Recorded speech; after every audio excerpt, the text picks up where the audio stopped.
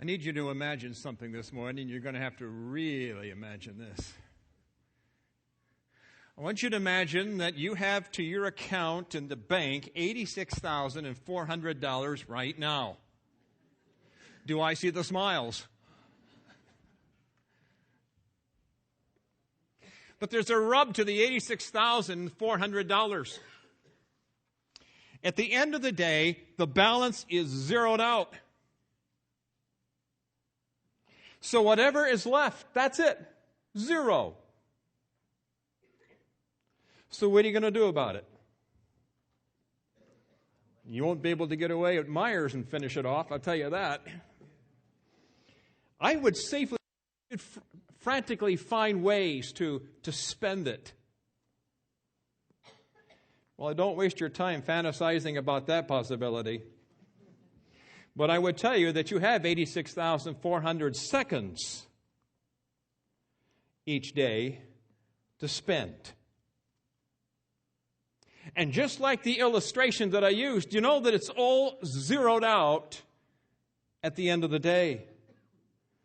Or in terms of responsible investment, whatever you didn't invest is lost.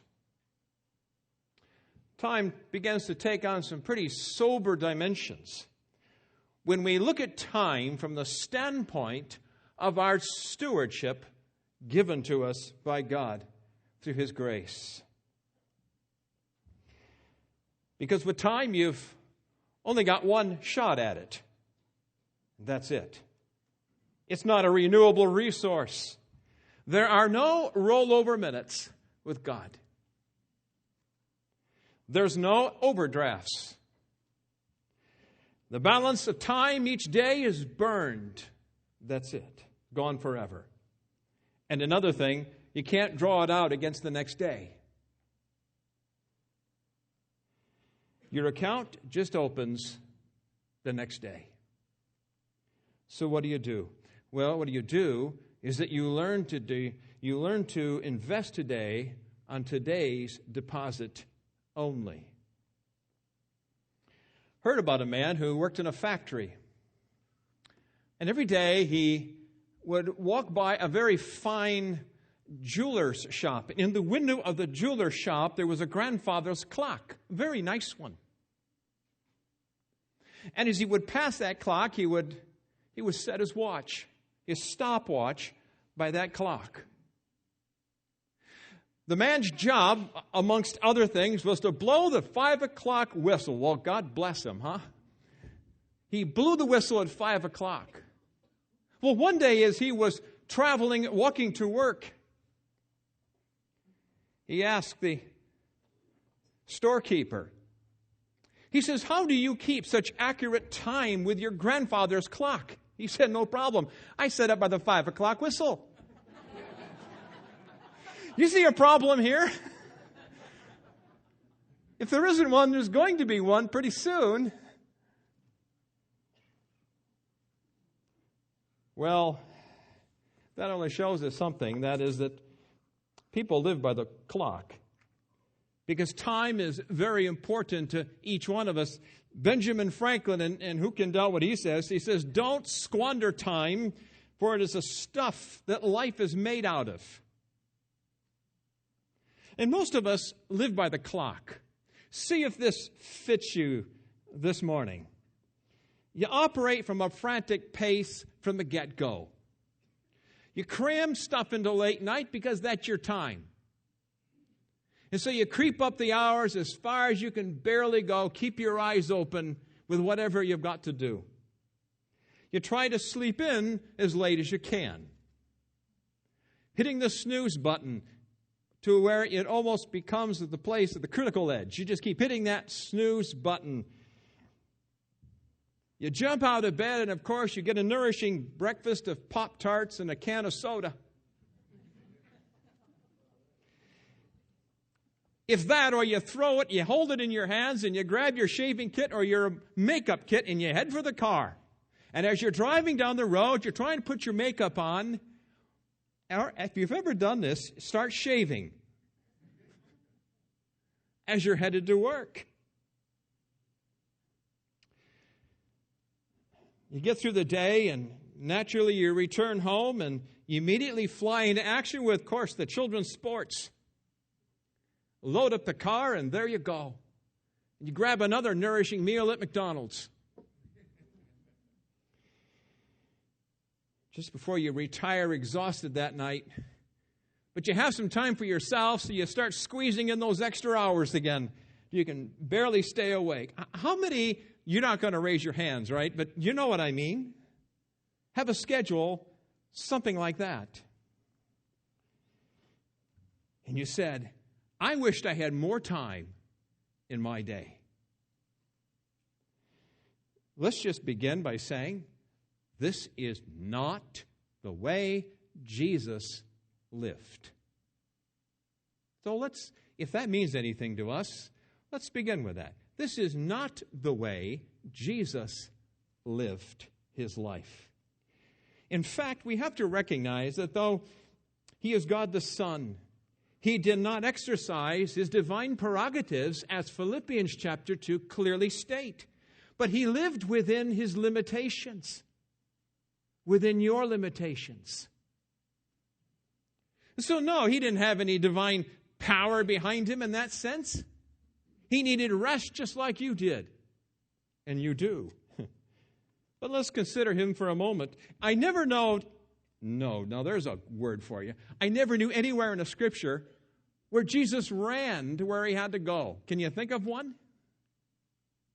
Even when Lazarus was dying, he did not run to Lazarus. And he had the most important job in the world. I never saw him turn down a request. Oh, yes, if you want to be picky. He did run into a moment where there were a guy that was really upset at his brother, and he says, look, I want you to make a judicial decision between me and my brother about my money. And he did put him off, only to exhort him about money.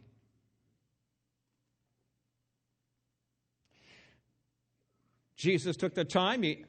On the way he would be traveling, he'd stop. He'd admire the flowers. He'd bless children wherever he saw them.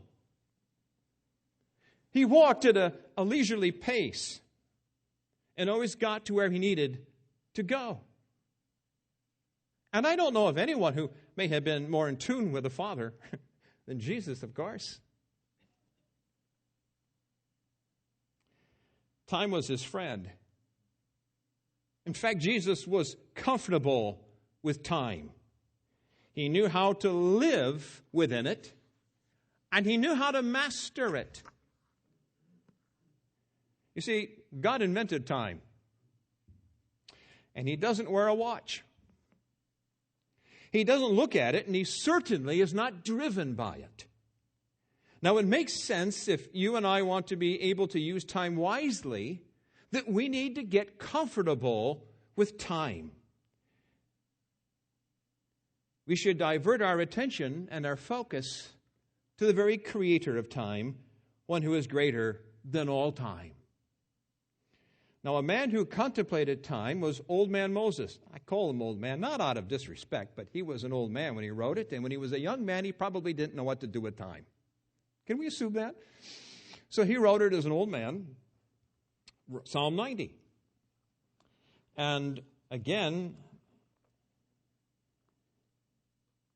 turning there for just a moment, let me read a little bit of this, at least.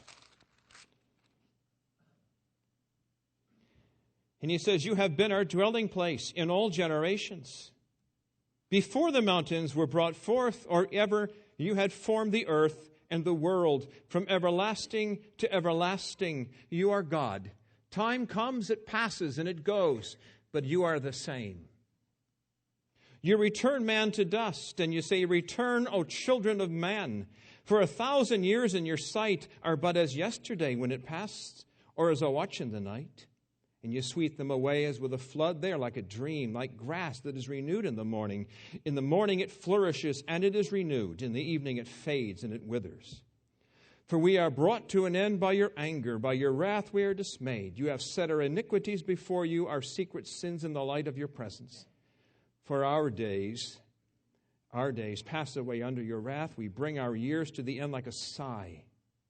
The years of our life are 70, or even reason of strength 80, if their span is but toil and trouble. They are soon gone, and we fly away. Who considers the power of your anger and your wrath according to the fear? Do you? So teach us to number our days, that we may get a heart of wisdom. Teach us to number our days, so that we may get a heart of wisdom. This morning is exactly what we want to do. And I want to deal with this subject in the most practical way. In fact, more practical than I'm ever used to doing something practical. And I want to make 4 comments about this subject using the word time. I want to warn you ahead of time that the way I'm doing it today is a little unusual. There's no reason to get philosophical about this, and there's no reason to get theological about this. It's pretty practical stuff. Pretty practical. But there is a problem here that I want to just catch at the beginning. When we are young, you who are young, you who wished you were young, you who think you're young but you're not,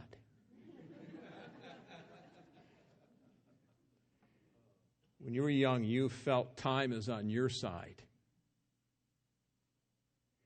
And you blow a lot of it off. You waste it. When you get old, you don't do that so much. Time, we become far more conscious of it.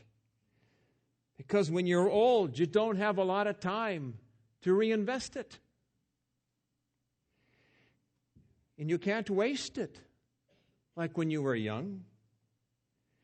And it takes a lot more energy to get something done when you get older. I heard an amen, I think, to that, which is true. You're too soon old and too late smart, as the saying goes. So if you're young, you really need to listen up. And if you're older, it's not too late to get this straight. So let's look at these 4 issues that use the letters of time. And the first one I want to mention is treasure. Treasure. Teach us to number our days, that we may get a heart of wisdom. It tells us in the Scriptures. God wants you to treasure the commodity of time. You know that when you're young, time goes on forever. When I was a kid, when I got out of school in the summers were long. They never ended. Never had hardly any responsibilities, probably. Just ran and did what I want, enjoyed life until I started getting older and starting, being put under the yoke of some sort. But when you get older, that time goes faster. How many know that October went by like that? Scary, isn't it? It goes fast. But God wants us to treasure the commodity of it, therefore. Consider that time, like anything else, is something that is precious, that is something you take for granted. You ever sat down and considered the value of your time and what you are doing with it?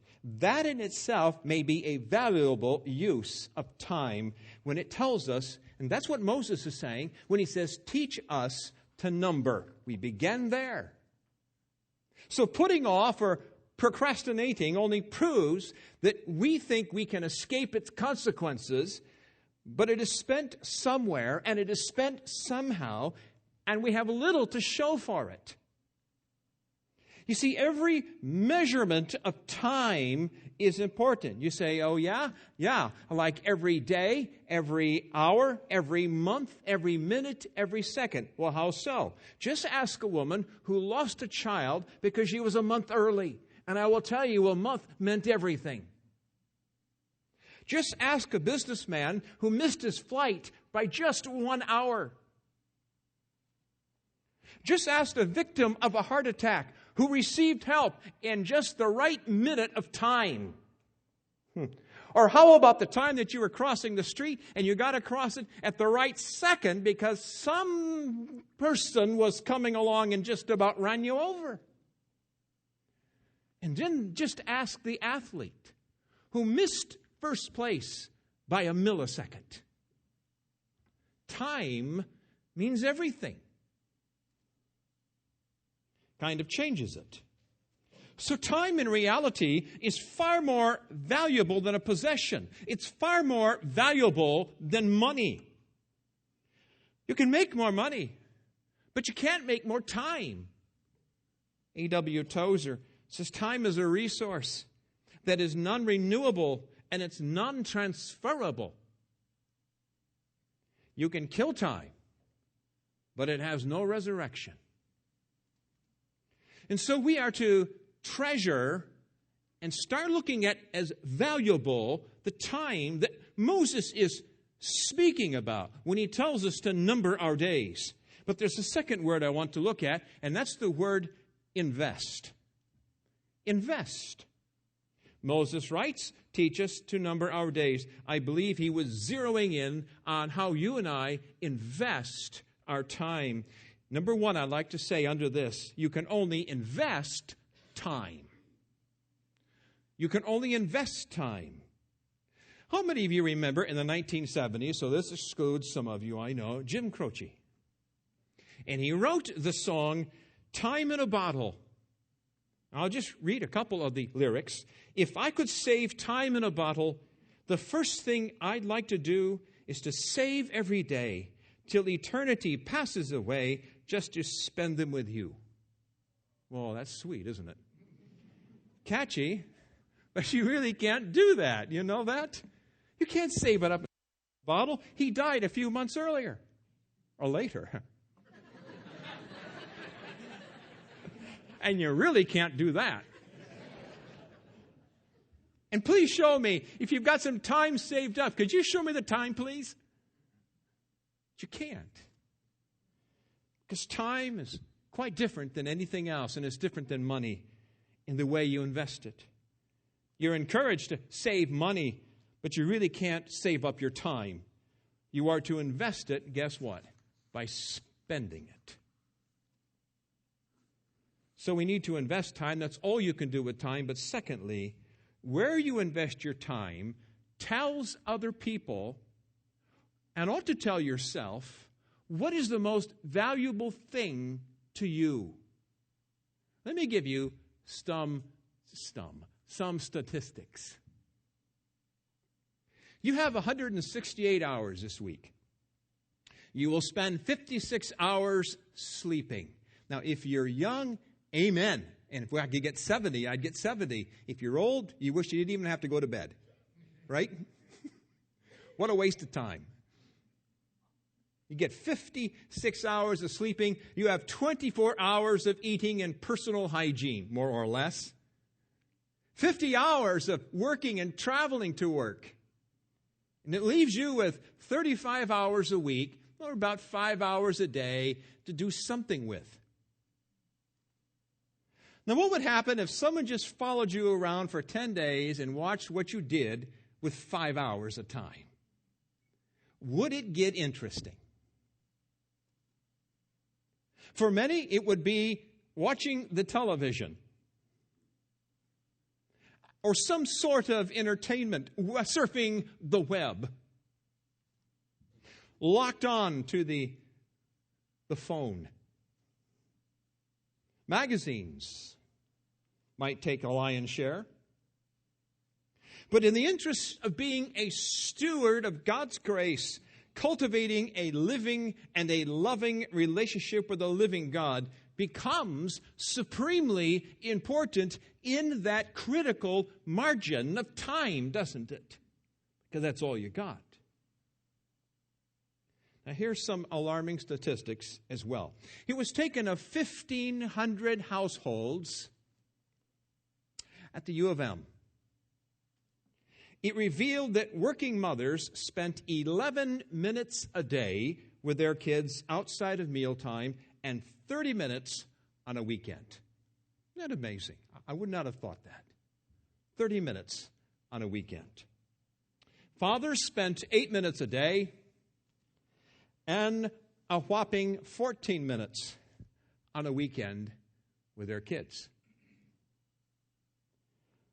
And what's the reasoning behind this? Well, it might have only been 14 minutes, more or less, but I want you to know that that 14 minutes is quality 14 minutes. You ever hear that one? That's quality time. This morning, I'd like to give you 50 quality dollars. They're all wrinkled up, I know, and it's been smashed in my pocket. And you'd say to me, I'd prefer not. I'd like to have a nice, crisp, quality $50 bill. No, you'd take $50 bill regardless of what quality it's in. It's a $50 bill. It's good. If family is that which is most important, the point is you will give them the time. If worshiping on Sunday is important, we will give it the time. If cultivating a relationship with the eternal God means something, we will give Him the time. There's nothing more clear than that. So we are to invest. We are to treasure. We are to invest. But the third thing we are to do is manage.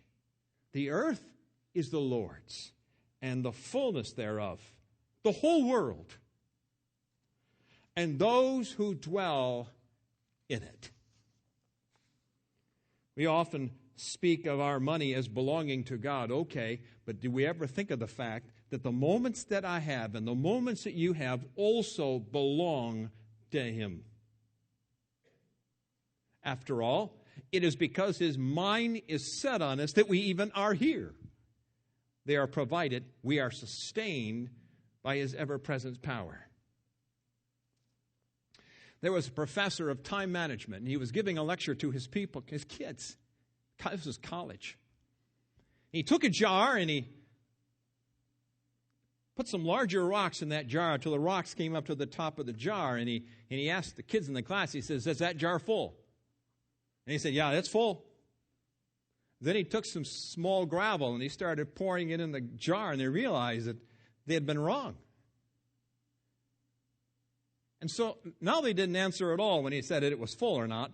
And then he took some sand and he began to pour sand in the jar and fill up the jar until it was full. And he asked the kids, he says, "What does that teach you?" And they thought a moment and they said proudly, "It teaches us that we can always squeeze something in if we want to." And he said, No, it means that you have to put the big rocks in first. You have to put the big rocks in first. You see where this is going? What are the big rocks? Giving time to God. Giving time to children. The big rocks are the important, really important things in life. They are the first things that are scheduled. I mean, consider these practical principles. First of all, number one, each segment of time you have is a gift that needs to be managed. Remember, it's not your own time. It's His time. So each segment of time that you have is somehow needs to be managed. What does it say? For you are bought with a price. Therefore, you're not your own. Glorify your God in your body, in what you do, and how you manage your time. Now, you cannot really manage it. You can't delay it. You can't speed it up. You can't save it or lose it because it always moves forward at the same rate. I like what C.S. Lewis says. He says, the future is something which everyone reaches at the rate of 60 minutes per hour. It always moves forward at the same rate. If we really can't manage time, then what do we manage? Well, the answer is you manage yourself. Because you can't do a thing about the time. So you manage yourself. And that's why the Scriptures speak of redeeming the time. Look what Paul writes in chapter 5 of that book. In verse 14 through 16, he says, "For anything that becomes visible is light. Therefore it says, 'Awake, O sleeper, and arise from the dead, and Christ will shine on you.' Now then he says, 'Look carefully then how you walk, not as an unwise, foolish person, but as a wise person, making the best use of your time.'" Why, Paul? Because the days are evil. They are difficult. Catch that? Making the best use of time. You mean that 5 hours that I have every day? Making the best use of that 5 hours you have, if you've got that, every day. Why? Because days are difficult. Meaning that unless we are in gear, moving in a direction of good, godly time management, all else will take control of the time. The world, the flesh, and the devil will guide the direction of our lives subtly but surely. It does. So you think of a running back of football who, when he gets the ball, he starts running, and what does he aim at? He aims at the holes in the crowd to get through. It's a conscious effort to make the most efficient use of speed and space to get to the goal. Now that might seem incredible to people that are raised in a world that's leisure-oriented, but that's the problem. Now God provides for that, but He does say that we need to be wise considering the management of our lives. Secondly, though, if you don't manage your time, someone or something else manages it for you. Now, that's a hard fact, and everybody knows that to be true. You say you don't have enough time for fellowship. You don't have enough time for the family. You have just as much time as anyone has ever had in a day. It depends on how you manage it. Well, let's go to another song of yesteryear, "Cats in the Cradle." You knew I was going there, didn't you? By Harry Chapin. He says, "My child arrived just the other day. He came to the world in the usual way, but there were planes to catch and bills to pay. He learned to walk while I was away. He was talking before I knew it, and as he grew, he said, 'I'm going to be like you, Dad. I'm going to be like you.' My son turned 10 just the other day. He said, 'Thanks for the ball, and now let's come out and play. Can you teach me to throw?' I said, 'Not today. I've got a lot to do.' He said, 'That's okay.' And he walked away and he smiled and he said, 'You know, I'm going to be like you, Dad. Someday I'm going to be just like you.'" The final verse, just to skip all the rest, says, "I've long since retired and my son's moved away.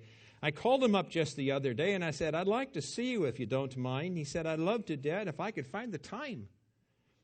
You see, my job's a hassle and my kid's got the flu. But it's sure nice talking to you, Dad. It's been real nice talking to you.' And as I hung up the phone, it occurred to me he'd grown up just like me. The boy was just like me." Most of us know that song, but not very many of us know a story that's attached to that. Harry's wife, Sandy, wrote the lyrics to that song about the time that their son, Joshua, was 7 years old. He was doing about 200 concerts a year in those days. And she was on him about spending time with Josh. Finally, he succumbed and prevailed and said that she prevailed. And he said, "I will do so at the end of summer." But he was killed in his little VW Bug before he had the chance. Isn't that something?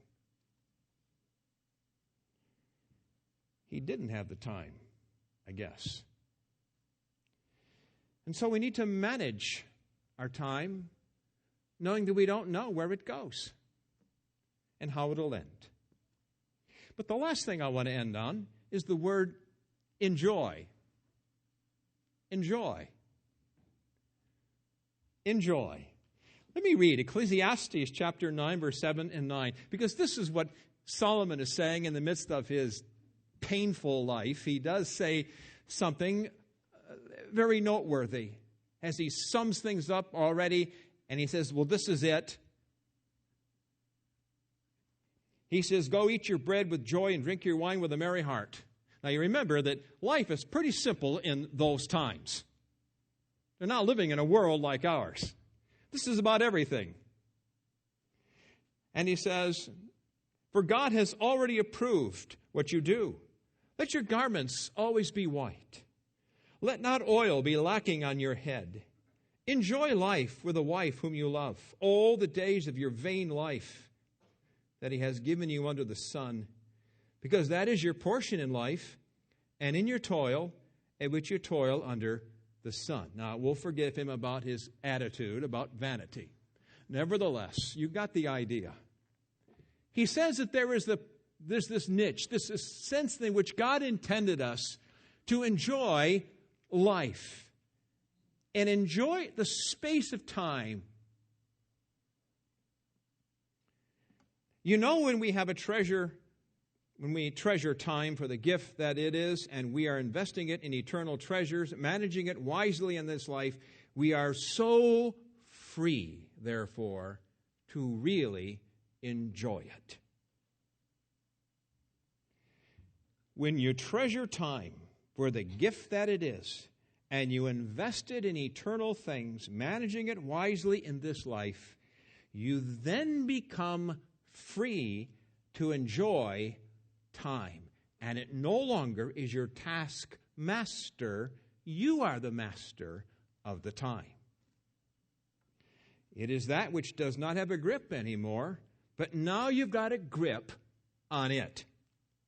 And your lives can now be lived in a kind of balance with who you are and what God has given you to do.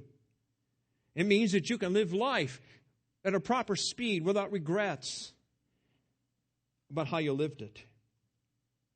And as long as we're on practical ideals, let me give you some more practical things. Here's a couple of practical things to protect your grip on time. Number one, learn the value of no. It might offend somebody, but learn the value of no. Because there is always something you can do. Anything will ask for your attention to draw you away from the big rocks that are in the jar. I mean, consider your family. That's important. And then consider what's really going to matter 1,000 years from now. Your family or some stupid television show. What's going to matter? And nobody ever lied that I know of on their deathbed and said, I wished I could have spent another hour at work. No, I don't think so. So learn the value of saying no to things that lie outside those precious, important issues. And secondly, cultivate happy memories. Really, cultivate happy memories. Life is short. Relationships change. Kids grow up awfully fast. So make your most of your time. James chapter 4, verse 14 says, you don't know what tomorrow will bring. What is your life? This helps us put it in perspective. You're but a mist that appears for a little time and then it vanishes. We tend to think of the world as around us, but just think, for thousands of years, people sat thinking just like you. And they had relationships just like you. And thought about the same things, and now they're gone. So make some good memories of time. Time to treasure, invest, manage, and enjoy time. Enjoy your time. And here are some interesting stats for those of you that are on overload today. Does that count for college students? 8 months of the year you will spend of your lives, you will spend opening junk mail. 2 years of your life, you will be playing phone tag. 5 years waiting on people trying to do too much, and you're going to be late for meetings anyway. So much tech, so much technology, and so little time. Where is the off button on the cell phones? You're piled on, you're stretched to the limit, you're chronically rushed, chronically late, and chronically exhausted. And that's not the way Jesus lived at all. He's okay. How many would like to have a life mostly like Jesus? We're kind of like Job. You know, he said, I'm not at ease, and I am not quiet. I have no rest. But even then he says, trouble comes. Trouble comes. So let me give you a third practical idea here. Besides saying no, cultivating good memories. 3, please build margins in your life. Build margins of time into your life. What's that? Breathing room between events. The space that you have between your load and the limits of your load. That space needs to be increased. Well, what is it to be marginless? Well, we kind of know what that is. You're 30 minutes late for the doctor because you were 20 minutes late getting out of the hairdresser. Because you were 10 minutes late dropping the kids off. Because something unexpected cropped up and ruined the perfectly timed day. And that's a day where there's no margins in between. So what are the benefits of putting some margins in? By the way, putting margins in your day is like not traveling to the car right up to their bumper at 70 miles an hour, right? Now that maybe comes home a little bit. That means about 7 car lengths as I used to learn it in driver's education. I don't know what it is today, but it's a good distance. There are 4 benefits of putting margins in your life. Number 1, it brings you peace. You know what happens when you get torqued right away because that perfect day fell apart because that 1 minute didn't come together like it did. And then it just seems to throw your gears out of whack for most of that day. What if you had some margin built into that so that there could be some disruptions? After all, you're not a sovereign God. You don't know what's going to happen. Time to really think. Time to really stop and observe something beautiful along the way. Try going, I was talking to Bill about that, 65 miles an hour rather than 70. So you don't have to keep going like this all the time to work. And then you're more relaxed. That's practical, isn't it? Rather than, just try and get down there as fast as I can. And then what kind of a person are you anyway? It'll help you enjoy life. Second one, it'll give you better health. Put a margin in your life. Your health will improve. Your blood pressure will go down. You can get off the fast. You can get off the Pop-Tarts and the McDonald's, and you can feel better. Even race cars have to go to the pits. You ever try to work on a race car at 200 miles an hour? You can't do anything with it. It's got to stop. So does our lives. Strong relationships, thirdly, are built by putting margins in your life because you're collected and you think straightly. You can respond well. Strong relationships build with investments of time. And fourthly, it makes you useful in ministry because now you can say yes to the most important things, perhaps, that come along. Because that's what every believer that is following Christ wants to do, doesn't he or she? They want to serve God. But what if they have no margins in their life to do it? So, yes, in conclusion, this has been kind of radically different than my normal. But I hope that we will consider the ramifications of just what we really do with our allotted time. See, remember that what your life is like physically today is intricately tied to what your life is spiritually. And how you are walking today will determine, that is with God, will determine your quality of physical life and the relationships you enjoy. That's not just advice I give to people getting married. I always say, if you're going to get married, for goodness sakes, make Christ number one, so it will pull you together.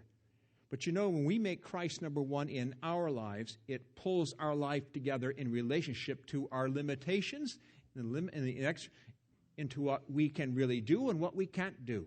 It pulls our life together in a proper balance.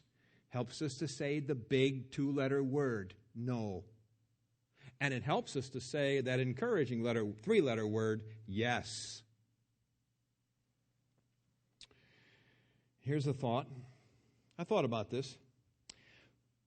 When you cultivate time with an eternal God, I would suggest that you might find the time spent with Him is the one thing that might take time out. Him to know, we say, is time eternal. And when we spend that time in the presence of God in meditation, in the presence of God in worship, we're spending time with an eternal God who exists outside of time. Wow. For terrestrial people, that's pretty good. And to be able to commune with Him who was not under any tyranny of the clock. Might surprise you how that relaxes your life and puts it in order. Now remember, I mentioned many months ago about the things that we tell people we believe when we come in here. How was your day? It's great. Great. Great. Then there's the things that when we stop to think about it, we think we really believe. I'm okay. It's everybody else that isn't okay. It's them. And then there's things that God exposes in our life that tells us what we really believe. And that's what we need to do with this thing with time. All of us need to get before God and ask Him to show us what is really true about ourselves. How do we really spend our 5 hours? What do we really think about the stewardship of time? And what we really value and what we really prioritize in our lives. And you'll be very thankful. You will come out of this saying, I have a wonderfully merciful God and a wonderful, gracious Lord. It may be uncomfortable, but time has a way of fooling us. We think that we will sort this out at a more convenient time. If you do that, you will be too soon old and too late smart. Don't do that. Father in heaven, we thank you that